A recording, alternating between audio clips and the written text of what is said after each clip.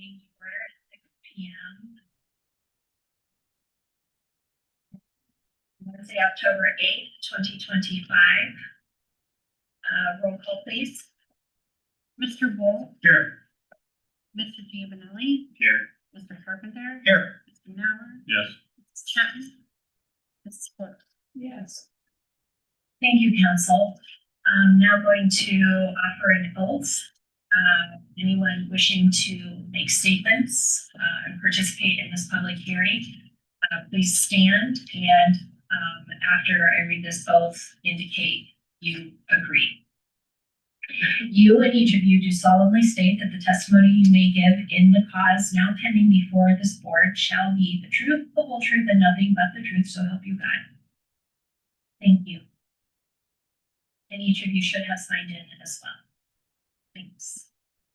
Okay, the only item on this public hearing is the tax increment finance TIF districts within the village. Would you like to speak to? Good evening, everyone. So probably about a month ago, I was here to speak to you all about the TIF that we are looking to place on the MI Homes development directly across the street, also known as Hebron Landing, and then the Pulte development off of Canal and High Street, known as Lakeland Meadows. So we have done the proper notices to residents and community that this public hearing is taking place. I've received a few questions, no opposition, but just questions and clarifying what properties will be impacted. As a reminder to council, this TIF is specifically to the new homes that will be constructed in the village in these two developments. You have some information in front of you, just a fact sheet that was provided by Bricker Graydon, who we've been working with to get this work accomplished. Very similar to the slides that I shared with you about a month ago. And then, of course, the ordinances and the information that you'll need to consider for this public hearing. So if you have any specific questions, I'm happy to help. But we also have Rob McCarthy, who is with Bricker and has been helping us with this. He is here to answer any questions you might have as well.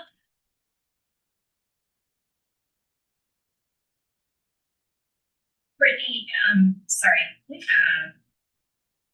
One question I've heard residents ask is, those who currently live here, what is the impact on their taxes? There is no impact to current residents' taxes. So this is redirecting the taxes of the new homes that are within those two developments. The positive thing for our residents, I've made sure to communicate, even though this doesn't impact their taxes, it still impacts them in the sense that by collecting this money or rerouting this tax dollars towards infrastructure upgrades, being a small village, any infrastructure upgrade that we make in our community is going to impact all of our residents and benefit all of our residents. So we're excited about being able to have this new revenue or redirected revenue to be able to make an impact on long-term projects for the community. Thank you.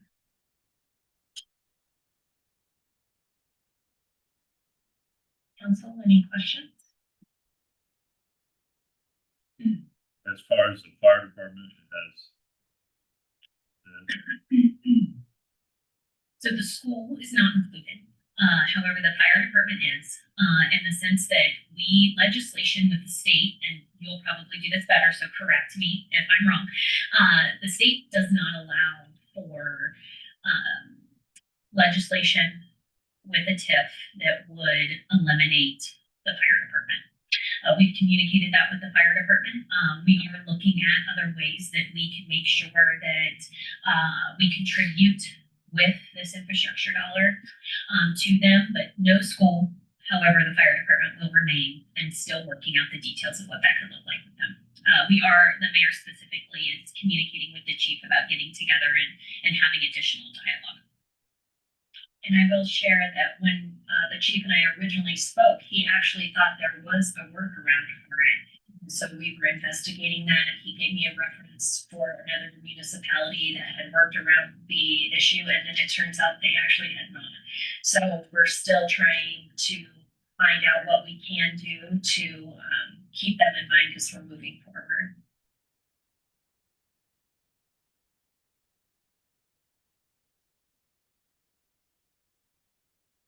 just want to say one more thing about these types of incentives, for lack of better terminology.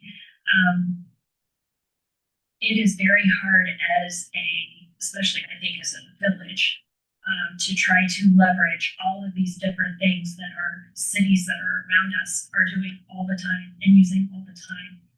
And so when Director Meisner and I have talked about this, there's been a lot of discussion of what's the impact of the school, what's the impact of the fire district. And then we're trying to balance that against, if we want to remain competitive and not put some of these burdens directly onto our existing residents, we've got to do some creative stuff like this. I will say that when the district had printed out all those sheets of all the CRAs and all the other incentives, Hebron's incentives were like $24,000 versus millions and millions of dollars in other jurisdictions. So I'm not saying two wrongs make a right. I want to be clear about that. But I am saying that there are going to be times where we're going to have to consider doing things that maybe aren't our favorite things, but they probably are the right things to do in the long run if we want to keep our taxes as low as possible for existing residents.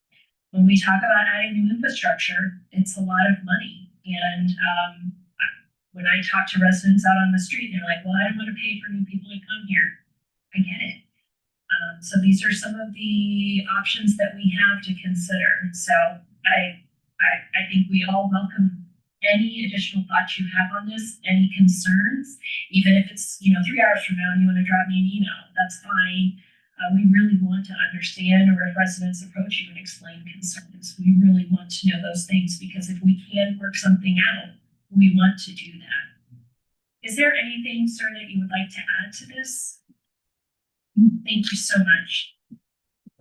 Mayor, thank you for having me. I'm Robbie Burger Graydon. You and Director Meisner described it perfectly well. I don't have anything particular to add, but I'm happy to answer any questions. And he does this all day, so he knows these details way better than we do. If you have any questions, this is a great time.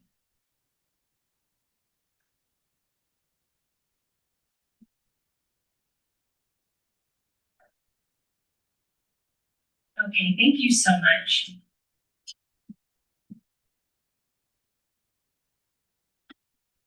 Any other comments?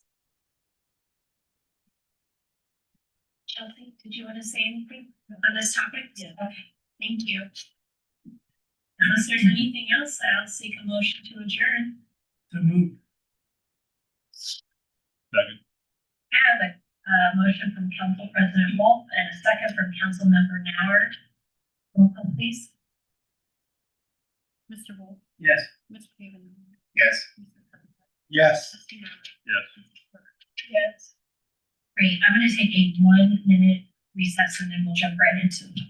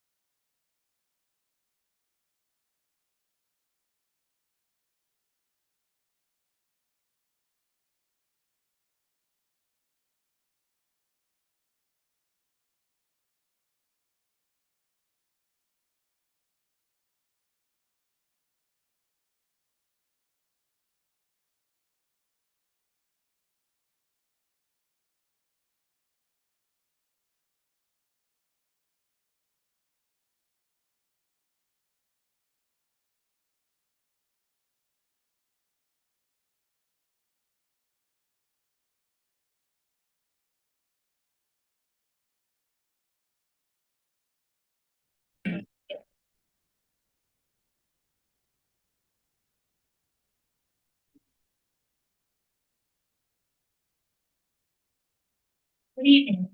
The Village of Hebron Council meeting to order at 10 p.m. on Wednesday, October 8th, 2025. You would please stand as you're able and join me in reciting the Pledge of Allegiance. I pledge Allegiance to the flag of the United States of America, and to the republic for which it stands, one nation under God.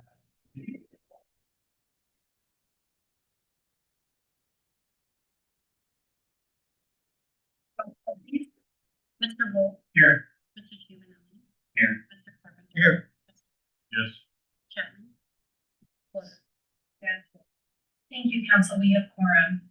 Thank you, visitors, for attending this evening. If you've not already done so, please sign in and get a copy of the agenda. There will be opportunities to speak at 2 points in the agenda labeled Visitor Comments.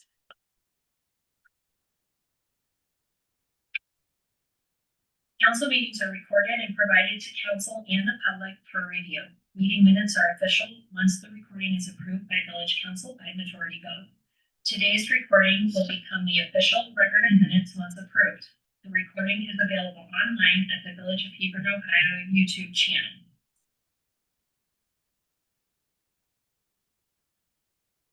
The next item on here is approval of minutes. And I'd like to ask our solicitor, if someone had not attended the meeting, but if they did view the recording, would it be appropriate for them to vote? Yes. Thank you, that they approve the minutes. Okay, great. Thank you. So I am seeking a motion for approval of the minutes for the September 17th, 2025 special council meeting. Second.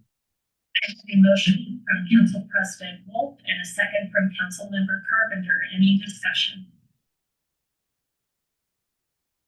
Roll call, please. Mr. New. Yes. Mr. Porter. Yes. Mr. Giovanelli. Yes. Mr. Carpenter. Yes. Mr. Wolf. Yes. Thank you, Council. It passes 5-0. I'm now seeking a motion for approval of minutes for the September 17th, 2025 Combined Council Committees meeting. So be it.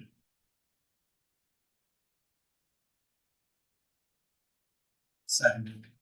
I have a motion from Councilmember Nauer and a second from Councilmember Carpenter. Any discussion? Roll call, please. Mr. Giovanelli. Yes. Mr. Wolf. Yes. Mr. Carpenter. Yes. Mr. Nauer. Yes. Mrs. Porter. Thank you, Council. It passes 5-0. I'm now seeking a motion for approval of minutes for the September 24, 2025 council meeting. So moved. Second. Thank you. I have a motion from Councilmember Giovanelli and a second from Council President Wolf. Any discussion? Roll call, please. Mr. Carpenter. Yes. Mr. Nauer. Yes. Mr. Giovanelli. Yes. Mrs. Porter. Yes. Thank you, Council. It passes 5-0. Next item on the agenda is visitor comments. We reserve this time on the agenda to hear comments from visitors regarding topics not listed on the agenda. You should have signed in. Please be sure to state your name and address for the record. There's a 5-minute limit for each speaker. We're very eager to hear what you have to say, so please speak loudly and clearly into the microphone. Any visitor comments? Thank you. The next item is legislation. First item is ordinance 1625. It's an ordinance to amend the codified code section and chapter of 933, the codified code section of Title 9, titled Sewer Use and Industrial Pretreatment. This is the third reading. I'm seeking a motion to adopt. So be it. Second. I have a motion to adopt ordinance 1625 from Councilmember Nauer and a second from Councilmember Porter. Any discussion? Roll call, please. Mr. Wolf. Yes. Mrs. Porter. Yes. Mr. Nauer. Yes. Yes. Yes. Thank you, Council. It passes 5-0. The next item is ordinance 1725. It is an ordinance approving the plat of Phase 1 of the Hebron Landing subdivision and authorizing execution thereof upon compliance with development requirements. This is the second reading. The next item is ordinance 1825. It's an ordinance to establish a part-time position in both the water and wastewater reclamation departments and declaring an emergency. This is the first reading, but we are seeking to suspend the readings. That's correct. Is that the same person? That's what we've been looking at this time. Essentially, Yes, So that person will be more of a. half and a half, yes. Does that constitute a full person? No, it is not going to be, because we're working 20 hours on one department and 20 hours in another department. It's not full time yet. Until it's one department for 40 hours. they'd be eligible for full-time benefits because they're full-time. Correct?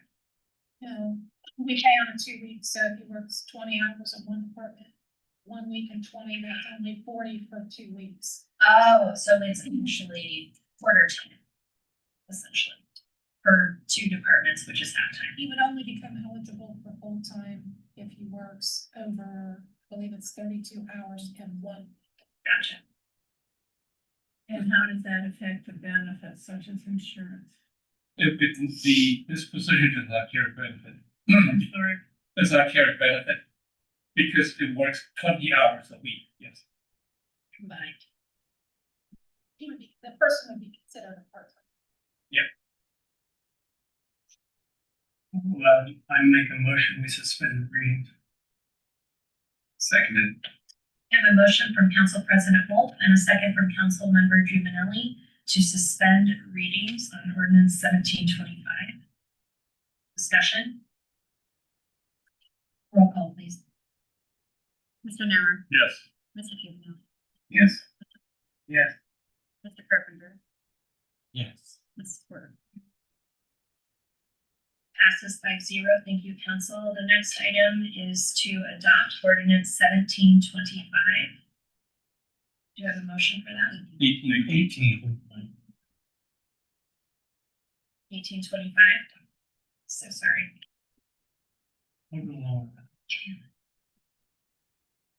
So moved. Seconded. Okay, I have a motion to adopt ordinance 1825. And this, from Council President Wolf and a second from Council Member Juvenilli.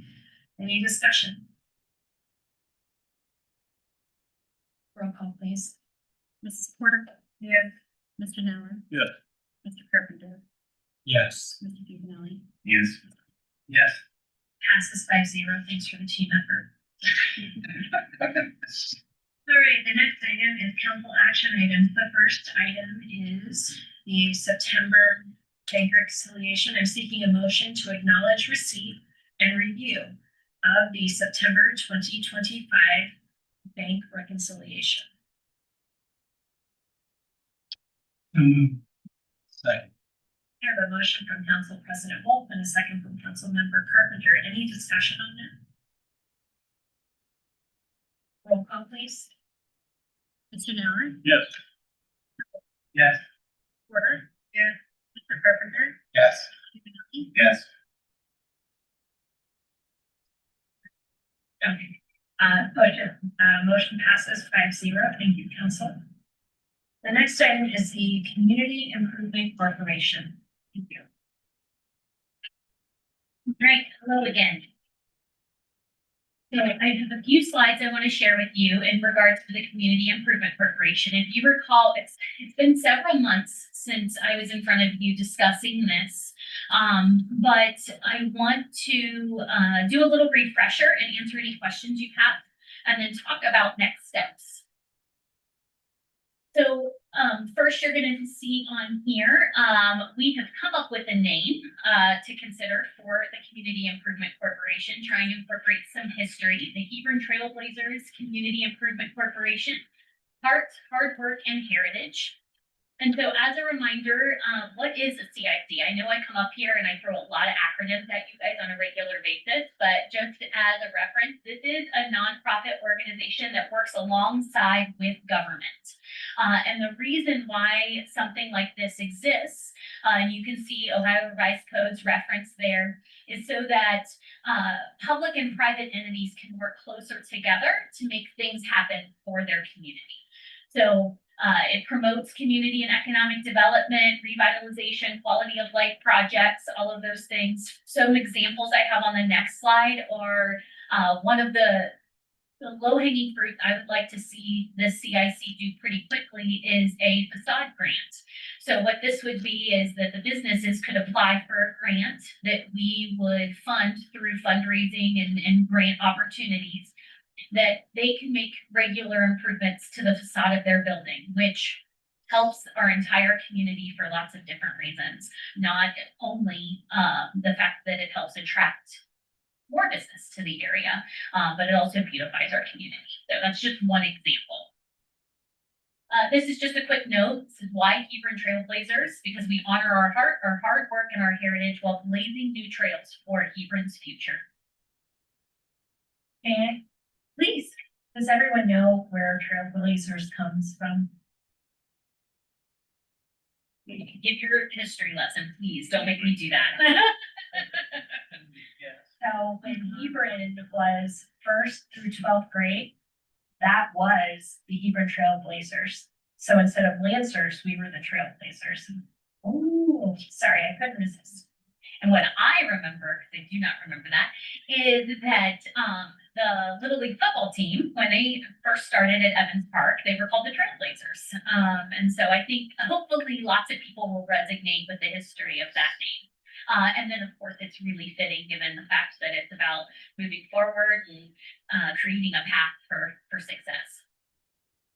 So just as a reminder, some of these functions and opportunities that with the creation of CIC opens a lot of doors for us. I mentioned the facade grant. It helps with downtown revitalization, really helps activate those vacant spaces that we have, like every small community our size. Helps with the beautification, like some examples would be murals or flower pots or other public art that could take place.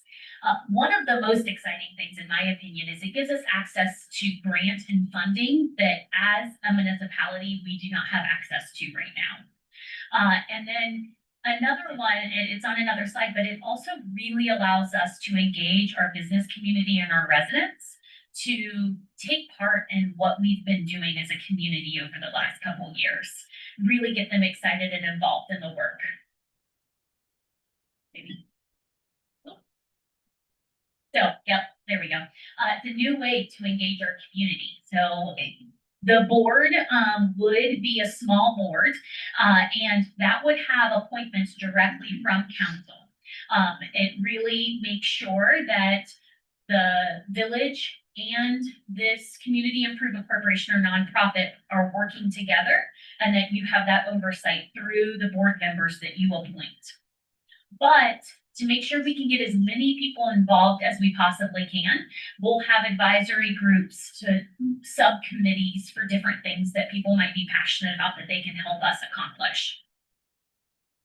And then really, I mentioned this last time, there's a lot of great examples of community improvement corporations in Licking County. There's Grow Licking County, there's Newark Development Partners, but they all look a little different.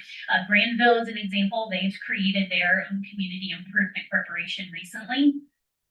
We would definitely be more grassroots efforts. Really making sure we're getting our residents and businesses involved and doing those small projects around our community that are going to make a difference in attracting more business and making sure that it's a great place to live.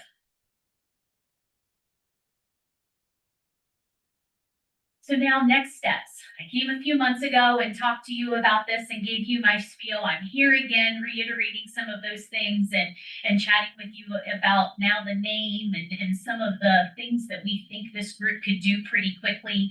So our next step is I'm asking for council to direct our solicitor to draft legislation for the creation of the Community Improvement Corporation. I've been working very closely with Jared on what legislation, bylaws, all the things could look like for something like this that makes it fit for Hebron. And of course, hoping that you will be interested in having that drafted so you can review it and ask any questions that you might have.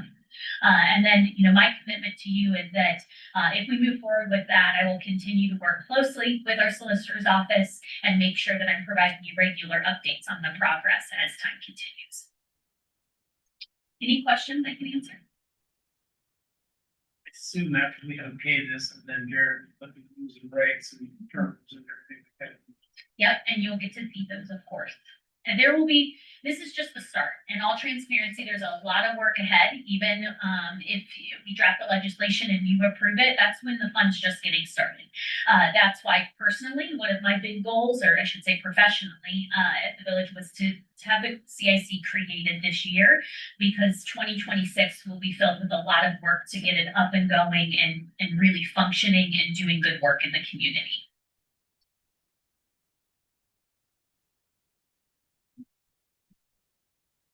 Thank you.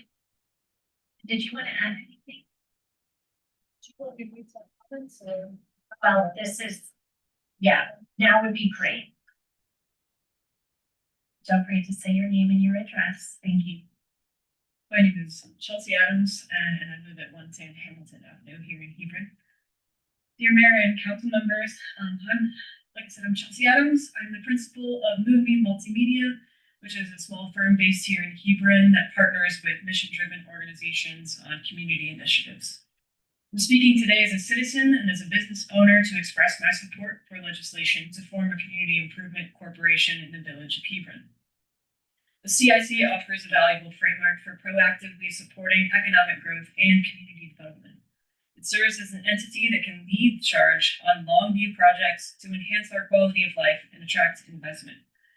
This has been discussed as a legislative possibility for Hebron since the conclusion of our last comprehensive planning cycle, at least. And it has been given thoughtful attention by members of the Hebron Business Group, village staff, and community leaders. I hope that my words here serve to nudge the discussion forward to the next step. Ohio Revised Code grants CICs broad powers to advance, encourage, and promote the industrial, economic, commercial, and civic development of a community. A local nonprofit CIC could issue loans to small businesses, apply for and administer grants for village beautification and commercial attraction, Brittany has already mentioned, or operate programs supporting local entrepreneurs.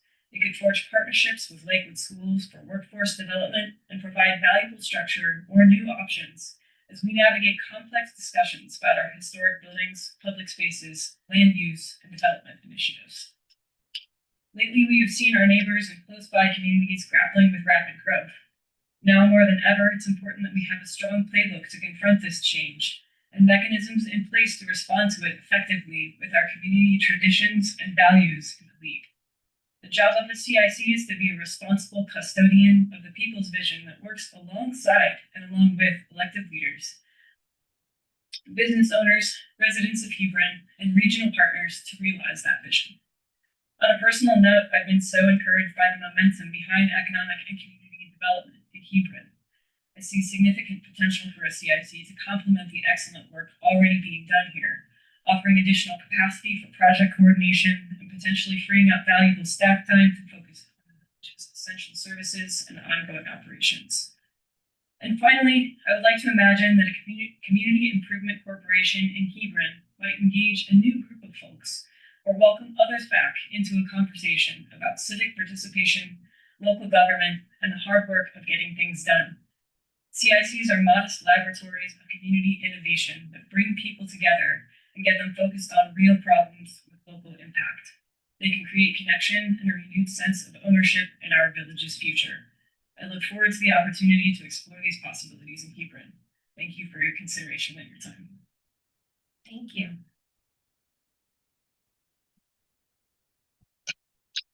Council, any questions?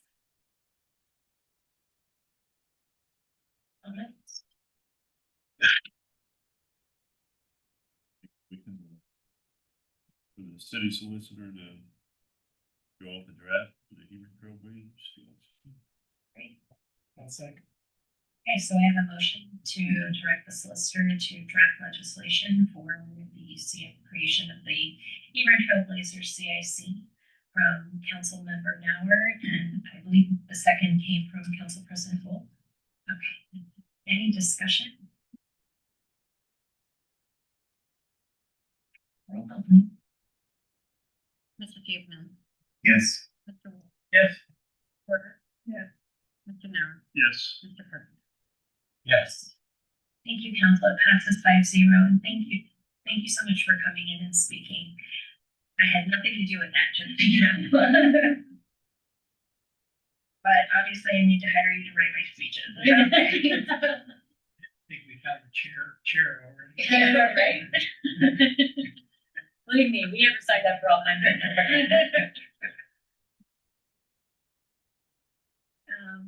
The next item is public records training designee. And again, to clarify, we anticipate there is a direct push to encourage all elected officials to complete their own public records training. So historically, we have attempted to use our clerk of council for that. But we are very interested in actually having each elected official become informed on this topic. It will certainly make all of our lives much easier should there be a public records request that includes your communications. So any questions about completing that public records training? I would like to see Chris keep doing like he has been doing in years past. Instead of each council member doing it, just like if we need to make up a draft or whatever, it didn't take charge of everything. So we don't have that. We can do that for specific council members. So it's a motion. And actually, we can make it for council-wide, still with the expectation or hope that individual members would do the training. But to Kenny's motion, it would, to Kenny's comment, it'd be motion designating Chris as the designee for the public records training requirement for the council. Is that good? Okay, wait. There's a motion. A second. Okay, so we have a second. So I will say, now that we have a motion and a second on the floor, I will say that it is my strong encouragement of all council members, even if you designate Chris, it is imperative that we become familiar with these. And I will say, maybe a little too assertively, it is my expectation if you're on council next year, you will start completing this each year. And the reason why is we've got to make sure we know that we are tracking all of our communications effectively, and also that we're able to collect them in an efficient and timely manner. The number of Freedom of Information Act requests we've been getting lately is stunning, just stunning. And should it ever include council, I don't know how you will be able to comply if you do not thoroughly understand the requirements.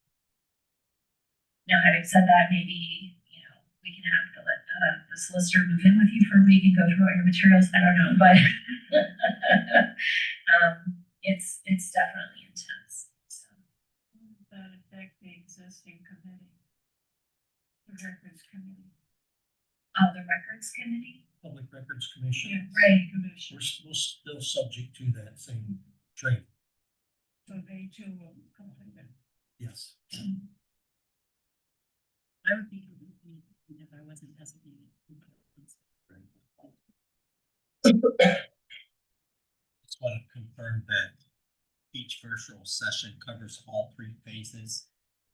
It's not like it's listed where there are three separate dates, one phase for each separate date. I believe that's the case. I believe Which you need each part. we need each part, but are all three parts covered in that date? He's asking, does he need to attend 3 different times, or does each of the offered courses cover 3 components? And if we need to get back, we can do that. Right. let her confirm that. I'd rather we get the right answer than an answer right now. But we do have a motion and we do have a second. I'm so sorry. Did you want to add something? I was just gonna say, I think it's on demand. Virtual, so you can sit down and go through all three sessions at your leisure, if you will. The other thing I'll say is I'd be delighted to host you. No more than 3 of you at one time. But we'd be delighted to have you come in, sit, commune through it together. That's okay, yes. But they need to register for You it need to register individually. individually. But we can put one up on the monitor, and then that way, if you do have questions or you want to have dialogue, it's not like you're just by yourself watching a Netflix video, right? So different people like learning together. I get that. So if that would make it more appealing, just let me know what you need, and I will do what I can to make that happen. This is also a very big, part of the audits of the village go through. There is a whole public record session, and part of that is making sure that council has their training. So during each term. Even though we don't touch the public record of the audit part of it. You're an elected official, so you're part of public records. Right. So yeah, they need to make sure that elected officials have their training. So for example, recently, the clerk of council and I had a dialogue where she was sending communications and including all of the council members in the two field. And I was discussing how that actually could become problematic, because if one of you responded to that and then another person responded, all of a sudden all of council is having a dialogue and it's not in a public meeting. And so since then, the clerk of council has moved each of you, I think, to the BCC line, so that you can't just accidentally reply and engage your peers in a dialogue. So we are trying to find ways to keep us out of trouble as best as we can. But these things happen very easily. And so that's why we're trying so hard to help navigate this for you.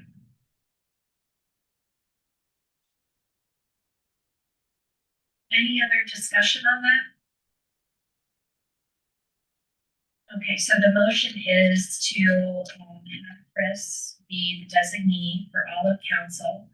And I think it's pretty clear I'm not supporting that, because I really do expect each of you to complete this. However, that's the motion on the floor. Any other discussion? If not, we will do. Okay, yes, please. If you take that, of course, and you can get a certificate at the end, please forward a copy of that certificate to me. Or today, so that we have a copy of that for the auditor when we audit it. Please. How about one more clarification? Given that this is an election cycle, for those who do it now, come January, do they gotta do it again? You have to do it during that next 4 years that you're on council. You've already met your requirement for this, you took it For your current term. for this term. So if I take it now, and then counts towards the next term, if elected. then Yeah. it's story. The new term. Okay. Thank you. I would also note that if you do decide to designate the clerk of council as the designee, you will have to do it at the beginning of the year, every single year. This not one time is it going to cover. You have to do it every year. So if, as an elected official, I choose to take it myself, I have to do it once every 4 years. However, if as an elected official, I choose to use Chris as my designee, then I will have to do that every single year. Okay, thank you. Any other discussion? Roll call, please. Mrs. Porter? Yeah. Mr. Nauer? Yes. Mr. Carpenter? Yes. Mr. Giovanelli? Yes. Mr. Wolf? Yes. Thank you, council. The measure passes 5-0. The next item is the administrator's report. Thank you, Mayor. A couple updates. I don't think I'm providing updates on this one. previously we mentioned about the mowing contract, and we determined that the bid proposal did not meet the specifications. So we are going to have a bid opening on October 20th with the public right-of-way mowing contract. That will be on October 20th. And last week we had on-site meeting with B3 regarding the culvert replacement and the water line for the Sugar and Broadway. And I want to thank Councilmember Nair and Mayor attending that meeting as well. In that meeting, we talked to B3, identified the tasks they need to complete in a timely manner to get back with the county and also the contractor in terms of water line and in terms of the culvert redesigning. And as far as the other water line replacement project, Maple, Broadway, and Worcester, they should be wrapping up that water line replacement on Broadway by the end of this week and moving to Worcester next week.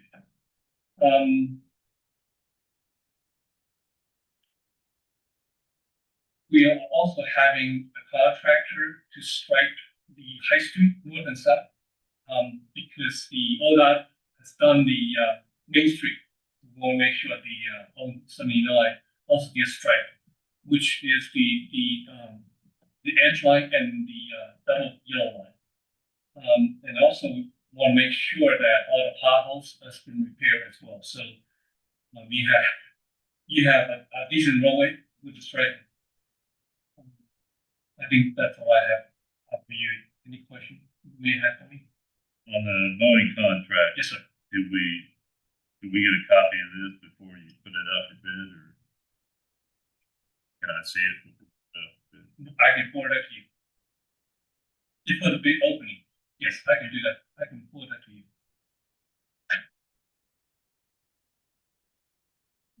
Talking about potholes, I think one of the most significant problems we have with our paving is our refugee road. That is awful. Right now, we're waiting for the Kenya Road design to be complete because we are looking at not only how we address the refuge road and also the drainage ditch issue.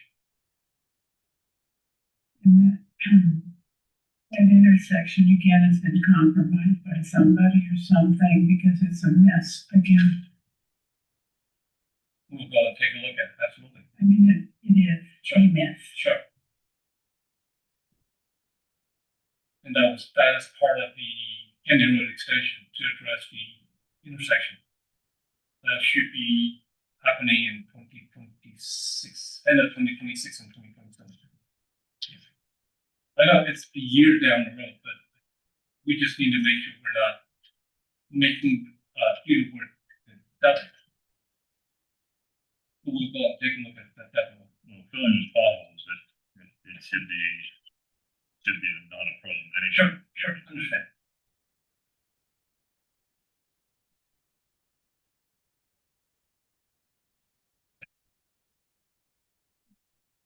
That's all I have. Thank you. Thank you. Next item is council member reports. Can we start with council member Porter, please? I think I just did that.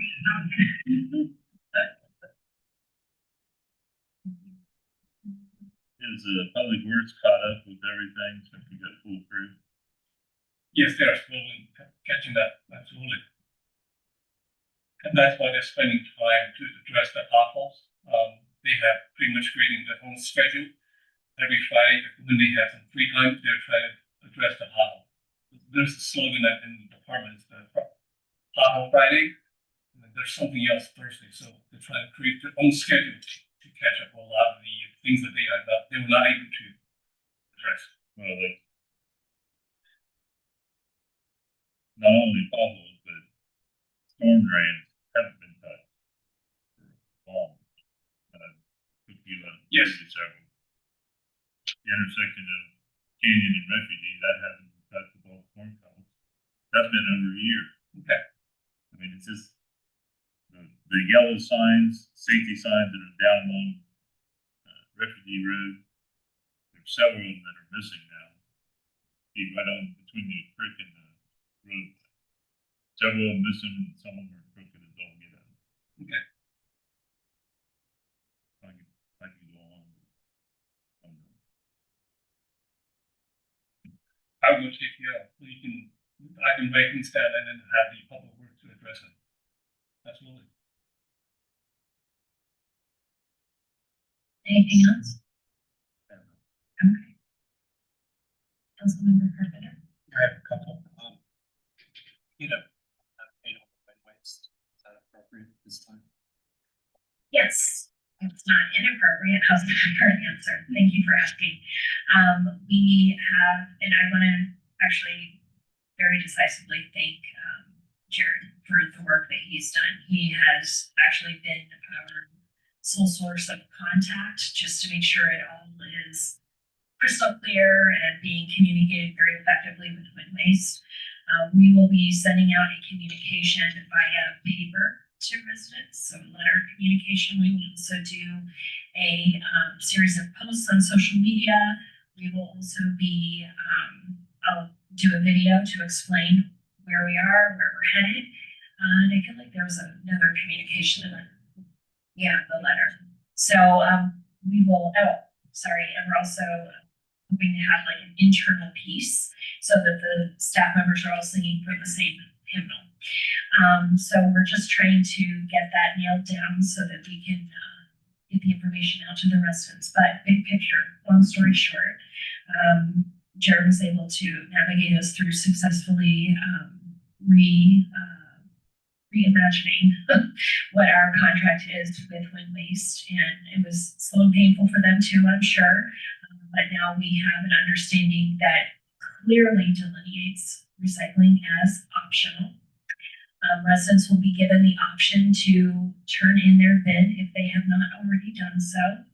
They will also be able to opt out of recycling. We will collect a list of those who are not interested in recycling. We will provide that list to Wind Waste at the end of this month. And then we will be looking to them to adjust the residents' bills thereafter. And we are also working to put a credit onto residents' bills for towards the unrequested recycling services that they received historically over the last 4-month engagement. So I think we've done a great job of trying to address the residents' concerns. And any residents listening to this, thank you so much for reaching out and explaining the concerns that you had so that we can address them adequately. And council, thank you for your patience. I know I'm sure you've heard as much as we have, so thank you. And I just want a follow-up question to that. Please. Will there be an opportunity for those who are engaged in the elections to have that before the meet and greet? As that will probably be a hot topic at that. So the work of this administration and the work of this board is separate from the electoral process. And so while we will continue to do everything as quickly as we can, our administrative function as the executive branch is not with regard to the election season. So all that to nicely say, if we get it done ahead, that will be certainly, we're not trying to slow it down, but it is not our role to make things easier for those of us running for office. And I'm not trying to be unpleasant. I just want to be clear that is not the administration's function. I really hope we have it out by then. I would be surprised if we don't, but I just want to be clear that that is not our. Does that make sense? Okay, thank you. Thanks for the grace on that. Any other questions? Yes, one more. Would now be an appropriate time for the budgeting to make a motion to draft legislation. Yes, I didn't know if, two council members who were finance committee might want to elaborate to the rest of the council about that meeting and your thoughts and then maybe. Good lunch. Oh, my goodness. Well, I was at that committee meeting. I think our finance officer did a wonderful job of grabbing all the information and making it presentable to us who were empowered to make the decision on it. And it would be my desire tonight to make a motion to draft legislation approving or adopting such language for the new budget. So I make that motion. And I'll second. Okay, so we have a motion on the floor to draft legislation to adopt the budget as presented. From council member Carpenter, and we have a second from Council President Wolf. Before we move into voting, would you like to give any other updates on that, or the two council members who were involved in that? Would you like to share any information about the budgeting process? Your council members may have additional questions. I don't have any questions. I just think it was wonderful. She's done a hang up job of putting all the information down there and everything's there. I think it's wonderful. I mean, it's pretty easy and went pretty fast because of it. Well, I brought it with me tonight as a reflection point. Not only did she break it down for each and every section of the village infrastructures and departments, but she also made it very understandable by providing at least a 5-year back look and a recap of where we were historically and where we are today in each of the areas. So it made it very easy for us to see the overall picture, and I'm grateful. We had a good discussion on things that we need to do for the future too. It wasn't just that. I think that helped. But it was a very detailed day. We went through every department, every line item, everything. So the members that were there are very aware of everything budgeted for every expense in the village for next year. So I see you got public works, we got $100,000 for motor vehicle. But yet police department's not getting a new cruiser or anything in this. Well, the reason why, because Public Works, they have a specific line item that says motor vehicles. The police is not, it's in their capital outlay. So they have budgeted for a cruiser. It's just in the line item of capital outlay.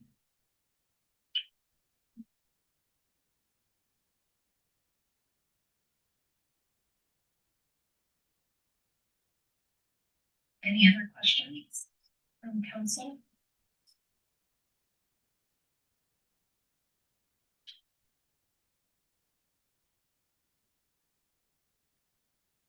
Hearing none, roll call please. Mr. Wolf, Yes. Mr. Campanelli, Yes. Mr. Carpenter, Yes. Mr. Miller.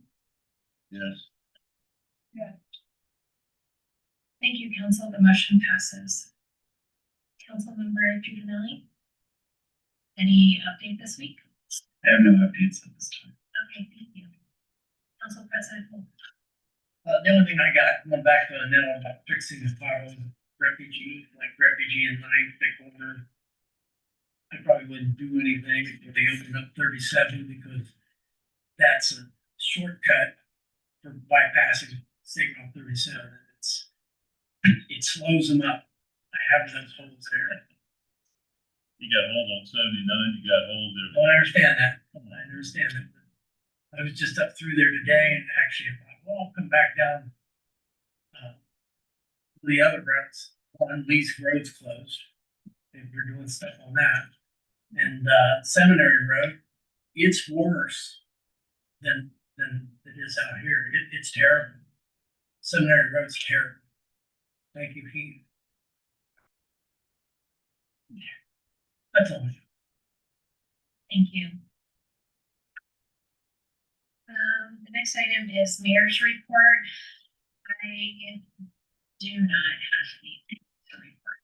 I didn't have adequate time to prepare. And then, I want to ask if there are any additional visitor comments on any other items. I just wanted to give council an update from the sidewalk discussion last week. It was my intention to get a memo out beforehand, but as with many things, the time escaped me to do so. But I wanted to make you aware of potentially the village's exposure and residents' individual exposure with regards to snow removal. First and foremost, the municipality, and this is directly from the Supreme Court, the municipality cannot be expected to maintain surfaces of sidewalks free from any inequalities and from every possible obstruction for convenient travel. Slight inequalities or depressions or defects in the grade or slight deviations in the original level of the sidewalk due to action of frost in the winter or spring, or other trivial defects that are not naturally dangerous will not make the municipality liable for injuries. There's a general 2-inch rule that any defects that are less than 2 inches in grade or height are not going to provide any liability to the municipality. And keep in mind, the municipality does have overarching sovereign immunity for incidents such as this. As for individuals, again, I looked at a Supreme Court case that spoke about this. And the Supreme Court acknowledged that living in Ohio during the winter does have inherent dangers. Recognizing this, the Supreme Court previously rejected the notion that a landowner owes a duty to the general public to remove natural accumulations of snow and ice that may occur on a public sidewalk. In addition to that, the fact that the Village of Hebron has an ordinance in place that places liability on the residents is something that the court has rejected as well. It does not pass that liability to the residents merely because we have an ordinance in place, putting it, giving the residents responsibility. Can you translate that for us? Yes, in essence, private citizens are not going to have much of any exposure of any kind for snow accumulation. And because we have an ordinance in place that provides them a duty to repair the sidewalks or remove snow, does not mean that the Supreme Court will say that they have liability to do so. They're ultimately going to rest on the assumption that a private citizen does not have liability to remove snow and ice from sidewalks that will result in tort liability or negligence claims. Does that make sense? So broadly speaking, then what you're saying, and stop me if I'm wrong, from an ordinance side, the village can enforce and say, if you do not plow your snow from your sidewalk, you can be fined for that. However, if we cross over to civil liability, meaning I'm walking on someone's sidewalk, I slip, I fall, we live in a litigious society, I sue. I can't actually sue in the sense that the court has determined that that liability is assumed. I am consciously walking on a sidewalk, seeing that it is clearly not plowed, and I'm walking in the winter. So then that homeowner that I slip on their sidewalk, I can't sue them, is what you're saying. You can sue them, But I'm not anybody gonna can fall. sue anybody. It likely will not be that successful. And I caveat all of this to say, I'm not a personal injury attorney, but this Supreme Court decision pretty distinctly stated that there would not be personal liability for the court. And I do plan on sending this memo to you in the coming days, just to give you a little bit further background. And then if you want to read the Supreme Court case yourself, by all means, you're welcome to do so. But in essence, I'm confident from the reading of this case that there would not be much of any liability based off of our ordinance. We have that ordinance put in place, That I don't have an answer for that. I mean, I don't have an answer for you. And I guess to confirm, the current ordinance states above 2 inches where it becomes a violation. Am I hearing that right? Or is it just I in don't think our general? ordinance makes From any obstruction, including snow, ice. So more roughly. So our ordinance is only in words, we really don't have the language. Do anything? As a local government, we have the ability to deviate from the common law, which is what we've done. And we are allowed to certainly enforce our, I believe we have fines set up for it. Am I correct in saying so, Brittany? They can get violations. Yes. Oh, we can certainly do that. Just because we have our own administrative and ordinance structure does not mean that they have similar common law negligence like so. Jared, We have the right to, yes, isn't this in response to the question of, well, if I shovel and somebody still falls, then I have more liability than if I had not shoveled in the first place? yes, And so your determination with that is, it actually doesn't matter. yes, Okay. correct. So one more thing, so back to the maintenance of, not of snow, and I'm saying general maintenance of sidewalks falling apart or something like that. Who's responsible? General maintenance as in like the 2 inch, excuse me, like the slab increases 2 inches. I would defer to what our ordinance says on that, Brittany. So that is when I mentioned earlier that we are enhancing our language in the right of way, maintenance.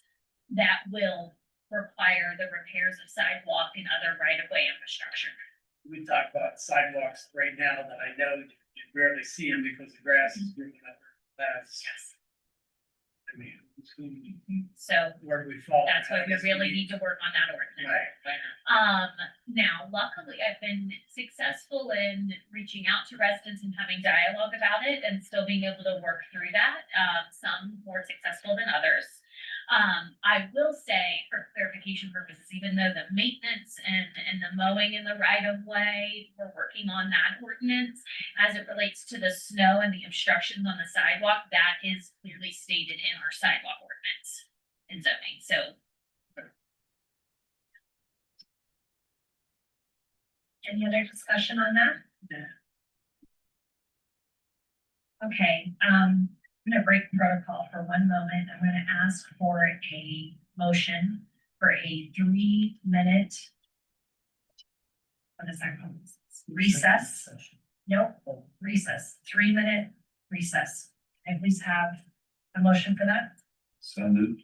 Second, please. Okay, I have a motion from Council Member Juvenile, a second from Council President Wolf. Again, 3 minutes. I'll be right back.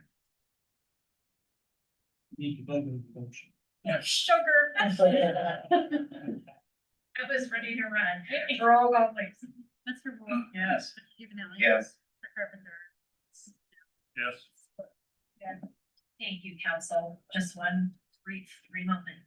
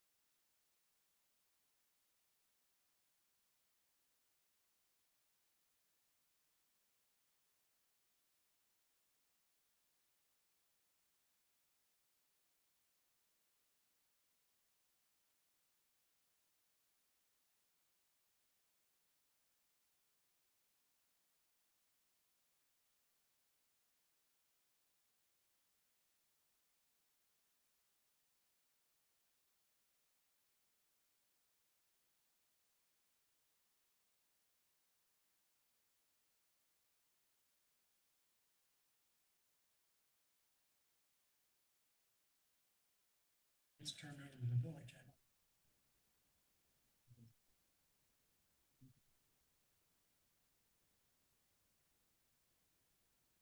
Seeking a motion to reconvene.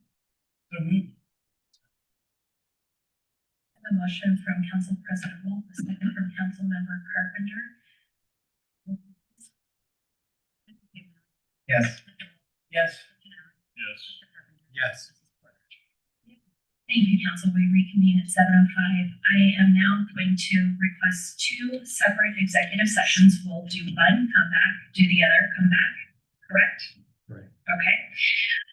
The first one that I am seeking is a motion to go into executive session pursuant to ORC 121.22G 8 A, which is related to economic development, and B, it must be unanimous quorum of the public body by roll call to go into that executive session. So moved. Seconded. Okay, I have a motion from Council President Wolf and a second from Council Member Giovanelli. Again, this, if it's unanimous, then we can go into the session. Roll call, please. Mrs. Porter? Yes. Mr. Nauer? Yes. Mr. Carpenter? Yes. Mr. Giovanelli? Yes. Yes. Thank you, Council. It is 7:06.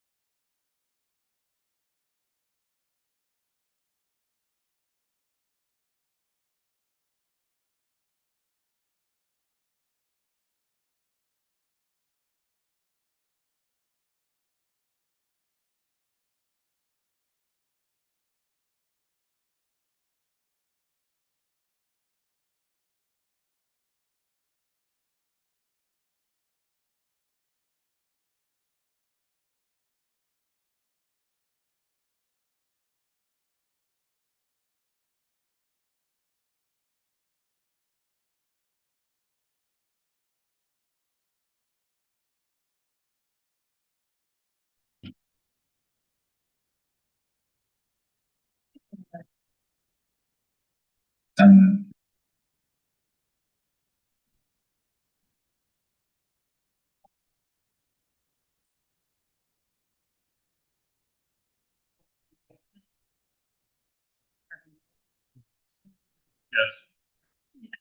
7:20. We will seek a motion to go into executive session. Pursuant to ORC 121.22G 1 to consider compensation of a public employee or official. So. Second. I was waiting to see that up. It's like, oh, this was trying to get on last one. I have a motion from Councilmember Giovanelli and a second from Councilmember Carpenter. Roll call, please. Mrs. Porter. Yeah. Ms. Moore. Yes. Yes. Yes. Yes. Thank you. 7:29.